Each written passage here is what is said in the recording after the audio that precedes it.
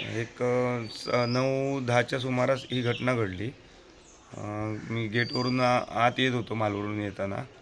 तर बरोबर त्या गेटच्या जरा पुढे आलो आणि जरा गेट लागला का नाही तो बघण्यासाठी मागे वळून बघितलं. तेवढ्यात माझ्या डोक्यावरती एकदम फाडकन आवाज आला जोरात. म्हणजे एक सुतळी मोठा बॉम्ब वगैरे फुटतो तसा, आणि कान माझे 2 मिनिटासाठी गच्च झाले, 2 सेकंदसाठी. आणि पुढे बघतो तर एकदम किचनच्या समोरच्या भिंतीवर काहीतरी आपटला आणि पाण्याचा फवारा उडायला लागला. गाडी लावून गाडी लावेपर्यंत माझी बायको आणि मुलं आत आली, बाहेर आली, आणि ती शोधाशोध झाली कसला आवाज आला.